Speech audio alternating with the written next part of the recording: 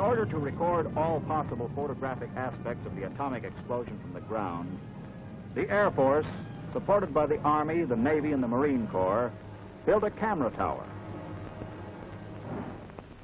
and installed and tested various still and movie cameras actually used in the atomic bomb test, complete with all the complex timers and controls necessary for their precise function through the flash and phenomena which follow. The tower housed various types of still and motion picture cameras for which it was necessary to have two sources of power. One 127-volt diesel and one 24-volt Waukesha unit. One of the earlier problems encountered was the vibration by the larger and heavier diesel. This definitely interfered with the operation of the cameras and had to be moved away from the base of the tower. Despite many problems, after months of work both day and night, we were ready to photograph exact test bombs at various speeds in color as well as black and white, with both moving and still cameras. The actual impulse which fired the bomb was timed to arrive at this master relay at 0-1 minute, which in turn passed it on to various precise control units. These units set up a delay relative to the type of camera they were to operate.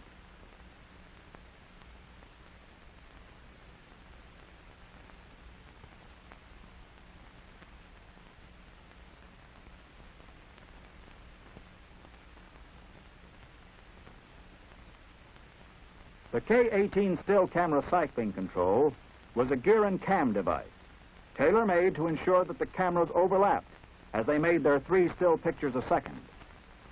A similar control, also tailor-made for the K-24s, ensured overlapping coverage of 12 still pictures a second, while the high-speed Mitchell movie camera control was coupled to a rheostat, which brought the speed of the film from 0 to 96 frames per second gradually.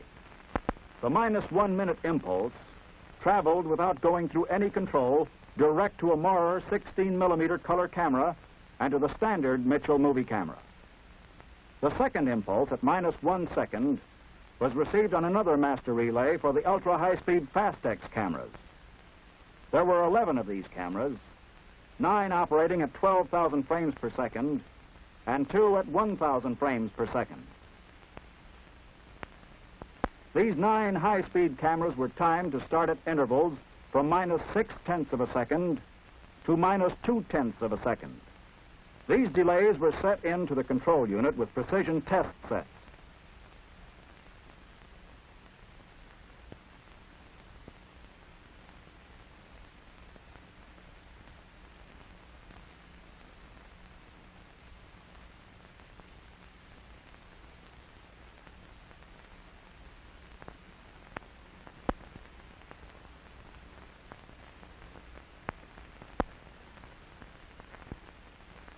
In this type of work, 1/2 second would be considered a relatively long delay.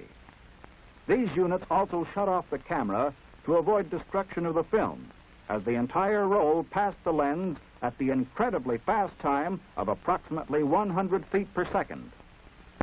In order to accurately record and time the film as it traveled at this speed, a pulse generator of 1,000 cycles per second was used to record pips on the edge of all the ultra-high-speed films, thereby furnishing a yardstick to check any given frame as to the time it was exposed in relation to the flash and the phenomena. For practice tests, the fire control was in the tower, and cameras were focused on an M46 magnesium bomb as a target approximately 17,000 feet away. During these practice tests, all problems encountered were successfully overcome. All hoped-for results were achieved, which made possible a slow-motion picture of the actual action of the atom bomb. In this way, we may benefit the world with an understanding of an action, the comprehension of which is too fast for the normal eye.